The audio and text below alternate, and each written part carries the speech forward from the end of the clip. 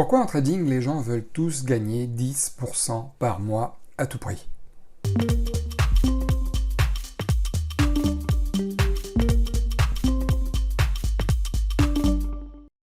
Bonjour à tous, c'est Nicolas Pomarède. Alors aujourd'hui, je fais cette vidéo sur ce biais psychologique qu'on peut appeler un biais cognitif, celui du gain.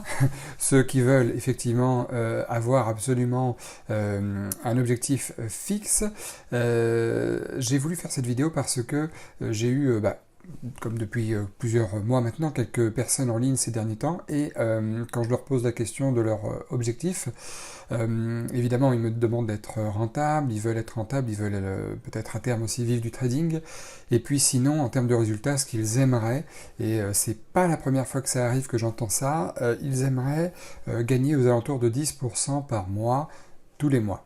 Alors, je me suis dit que j'allais faire une vidéo parce que ça valait le coup d'en parler. Je pense que j'en ai déjà parlé dans le passé, de ce sujet-là. Et je vous dis tout de suite mon avis. Je pense que c'est pas une bonne idée de se fixer absolument un objectif fixe. On dit toujours dans la vie, il faut se fixer des objectifs sur des horizons de temps précis. Il faut essayer de faire tout ce qui est possible pour les atteindre. C'est vrai. C'est vrai, on ne peut pas dire autrement, c'est effectivement vrai, mais le trading est une activité vraiment à part. C'est-à-dire par là que, ce que je veux dire, c'est que le trading, ce sont des revenus aléatoires. Je veux dire, tous les revenus dès l'instant où vous êtes à votre compte sont aléatoires. Le mec qui a son restaurant à côté, s'il est ouvert, le mec qui a, je sais pas moi, son garage à côté, le mec qui a son cinéma, le mec qui a son pressing, toutes ces personnes-là, comme les traders, quand vous êtes à votre compte, dès l'instant où vous êtes à votre compte, vous n'avez jamais le même salaire d'un mois à l'autre. C'est ce qui fait la différence d'ailleurs entre un salarié qui a un salaire fixe avec ou pas pourcentage et un entrepreneur quel qu'il soit.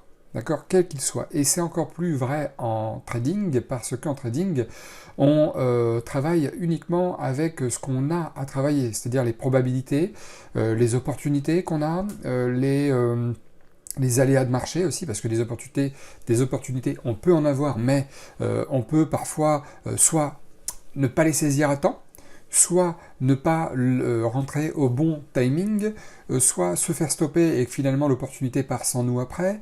On a tout ça. Et puis sans compter les facteurs psychologiques quand on est en plein sur le trade parfois, où on se précipite parfois un petit peu trop vite pour prendre ses bénéfices, et on sort parfois un petit peu trop tôt de sa position aussi lorsqu'on est en train de perdre, parce que on a envie de couper plus vite sa perte que prévu. Donc la solution, je vais vous dire une solution par rapport à ça. Se fixer des objectifs fixes, c'est pas très bon en trading. Encore plus en trading que sur les autres activités que j'ai citées comme exemple plus haut. Ce qu'il faut se fixer, par contre, c'est d'arriver à avoir une méthode qui permette de prendre les opportunités quand elles sont là. Uniquement ça, et de respecter son money management. D'accord? Donc le money management, c'est la gestion du risque, la gestion du capital. C'est ça qu'il faut voir. Parce que dans leur tête, à tout le monde, ils se disent, voilà, j'ai 10 000 euros, je voudrais gagner 10% par mois, ça fait que si je me débrouille bien, ça fait 50 euros de gain par jour, parce qu'il n'y a que 20 jours dans le mois, excusez-moi, 20 jours ouvrés, lorsqu'on travaille sur les marchés américains, les actions US. Donc quelqu'un qui fait 50 euros x 10, ça fait, voilà, x 20, ouais, ça fait 1000, ça fait 10%. Voilà, objectif intéressant. Voilà, ça veut dire, mec qui veut faire 50 euros par jour, pas de souci. Sauf que, malheureusement, il y a aussi des journées qui vont être perdantes. D'accord? Et c'est pas comme ça qu'il faut raisonner. Là où il faut raisonner, c'est de se dire, parfois, aujourd'hui, là, je fais un trade, je gagne 50 euros. Super. J'arrête. Non, ça c'est une erreur. Ce qu'il faut se dire, c'est j'ai gagné 50 euros aujourd'hui, très bien. Aujourd'hui, y a-t-il d'autres opportunités intéressantes que je perde ou que je gagne ensuite? Parce que, en fait, ce qui se passe plus en trading, c'est que parfois vous allez avoir des journées de perte à moins 50, moins 100, et parfois vous allez avoir des journées de gains à peu près identiques, mais parfois vous allez avoir aussi des journées de gains mieux gérées à 200, 250. Voilà ce qui peut se passer. Et le but, encore une fois, n'est pas d'avoir le même objectif au jour le jour. Le but, c'est d'avoir une moyenne. La meilleure façon de faire vos 10% par mois, déjà, c'est quelqu'un qui est fort, qui arrive à faire ça par mois et tous les mois. C'est super. Mais c'est d'avoir quelques journées de gains avec des journées de perte, voilà, et que l'ensemble fasse que vous ayez à peu près 10%. C'est plus comme ça qu'il faut raisonner. Il faut raisonner en termes d'opportunité. Est-ce que là, j'ai une belle opportunité? Est-ce que là, ça vaut le coup que je garde mon trade plus longtemps ou pas? Est-ce que là, ça vaut le coup que je sorte un peu plus tôt que prévu? Est-ce que là, j'ai vraiment envie de rentrer sur le trade parce qu'effectivement, j'ai rien fait depuis une heure?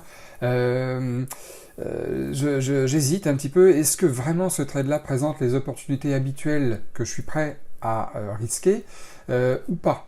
C'est ça les questions qu'il faut se poser en situation. Des journées de perte, c'est inévitable. Moi, la plupart des journées de gains que je fais, j'ai des pertes au sein de mes journées de gains. Hein. Je fais 2 pertes, 2 gains, je m'en sors positif. Je fais 1 perte, 3 gains, je fais des fois 2 pertes, 1 gain, voilà. Et puis, mes journées sont positives. Il y a aussi des fois où je fais des journées aussi purement de pertes, hein, avec 3 gains, 2 pertes. Il se trouve qu'aujourd'hui, les pertes étaient plus grosses que les gains. Bon, voilà. Mais c'est très souvent, au sein d'une même journée, que j'ai de toute façon un mélange de gains et de pertes.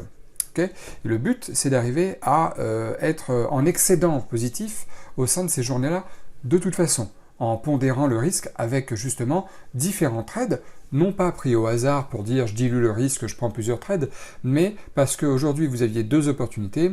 Demain vous en aurez 4, demain vous en aurez pas, après-demain vous en aurez qu'une. Voilà, c'est en fonction des opportunités qu'il y a qu'il faut agir sur les marchés, qu'il faut être présent. Voilà, là je vois on est le week-end, vendredi dernier j'ai fait une journée de gain. J'ai pas enregistré la vidéo mais j'ai fait 1 perte, 1 gain. Le gain était plus important, j'ai fini à près à 150 $ de gain. Pourtant, le marché, pour une fois, je suis resté jusqu'à 21h30, enfin le trade est resté jusqu'à 21h30, 21h40 avant que je sorte du trade. Ça n'avait pas atteint l'objectif, mon objectif était sur ce trade-là à 400 $. J'ai pris que 301, 302 $ parce que le marché allait bientôt fermer et moi, comme je ne fais pas d'overnight, ou alors très rarement, puis en plus on était vendredi soir, donc un overweek c'est un peu plus compliqué, j'ai dit je sors, tant pis. J'ai gagné déjà 2 fois mon risque, je sors, et puis avec la perte de tout à l'heure, ça me fera quand même une journée positive. Et c'est comme ça qu'aujourd'hui, je pense, vous devriez raisonner si vous vous posez ce genre de questions et que vous n'arrivez pas, par exemple, à faire vos objectifs au jour le jour. Et qu'il se peut du coup que vous mettiez une pression terrible en disant je trade un petit peu tous les jours, j'essaie de faire gaffe, et pourtant je perds plus que ce que je gagne. Voilà, c'est, comme je vous l'ai dit, soit parce que vous faites de l'overtrading, il y a des fois des choses que vous faites alors qu'il n'y a pas vraiment d'opportunité.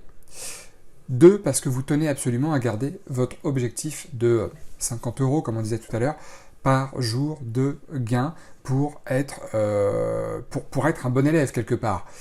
Donc vraiment, réfléchissez à la question, c'est vraiment pas comme ça que je vous suggère de fixer vos objectifs. Franchement, vous allez voir, hein, des fois vous aurez des mois à 2,5% de gain, des fois à 6, des fois à 4, des fois à moins 1. Voilà, vous aurez une pondération. Le but, c'est qu'à la fin de l'année, vous ayez un certain rendement qui devienne intéressant. Et puis, comme je l'ai déjà dit par contre plusieurs fois, quand vous arrivez à faire 20-30% par an, déjà, pour commencer, et ben franchement, vous êtes quand même vous êtes bon. Hein, il faut vous dire par rapport à ça que vous êtes bon. Alors, toujours pareil, quelqu'un qui fait 20-30% avec 100 000 de capital, il va se dire je suis content, et puis je suis bon, effectivement, je suis bien. Mais quelqu'un qui fait 30% avec 5 000, 6 000 de capital, forcément, il va se dire 2 000, 2 500 à l'année, je peux pas vivre de ça. Et c'est vrai, on peut pas vivre de ça, mais 2, c'est vraiment pas grave. Le but, c'est le potentiel. Si vous êtes capable de faire ça avec 5 000 €, vous serez capable encore plus de le faire avec 10 000, 20 000, 30 000 €. D'accord? Et puis en plus, plus on avance dans le temps, plus on se perfectionne, plus on sait à quel point c'est inutile de prendre des trades qui sont avec une faible probabilité. Voilà. Et puis, il faut arriver aussi à embrasser le risque quand on est sur les marchés et de se dire, peu importe l'issue du trade, je sais que l'issue est aléatoire, mais en tout cas, et c'est ce que je me suis dit encore une fois vendredi, le trade a été plus long que prévu, d'habitude ma journée en 1 heure, 1 heure et demie, 2 heures elle est terminée, et c'était le titre NIO. Voilà, pour tout vous dire, le titre NIO, j'étais rentré à 40,20 j'étais à presque 200 dollars, enfin 250 autour des 41. Vous le voyez pas là devant vous, mais vous regarderez, il a été en range toute la journée, puis après il a cassé les 41. Et puis j'ai attendu, j'ai dit non, je sors pas. J'ai fait une perte sur un autre titre avant, INTC, je crois, INTC, et j'ai fait une perte. Là, je suis en train de gagner. Le marché met du temps à se décider. Il met du temps à se dessiner, et je n'ai rien à faire pour l'instant que d'attendre, d'accord? Et du coup, c'est ça aussi qu'il faut vous dire, c'est tout ça qu'il faut vous dire, d'accord? Et des fois, vous pouvez avoir 2-3 journées de perte d'affilée. Ça fait partie aussi du job. L'important, c'est de se dire, est-ce que mes trades étaient des trades corrects, même s'ils ont débouché sur une perte, ou est-ce que c'était des trades qui n'étaient pas bons, pas pris selon mon plan habituel, mon money management habituel, ma technique habituelle, et dans ce cas-là, effectivement, je peux en vouloir qu'à moi-même.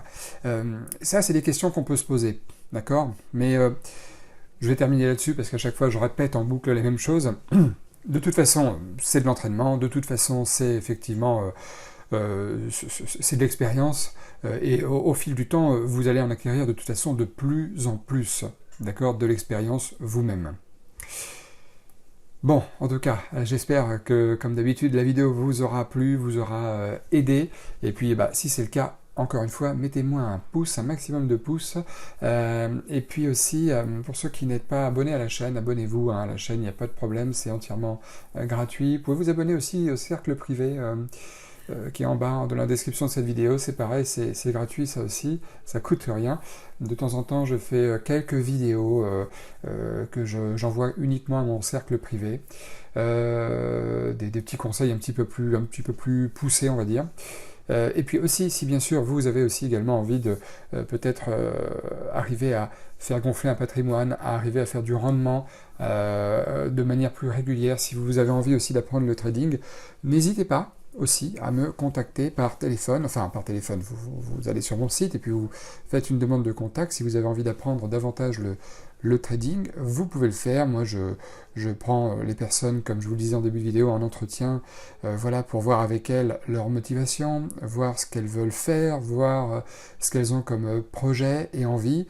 Et ça m'intéresse, c'est très intéressant de vous écouter, de voir où vous en êtes, ce que vous faites, comment vous travaillez aussi, et pourquoi pas travailler ensemble. En attendant, passez une bonne fin de journée, et puis à très bientôt.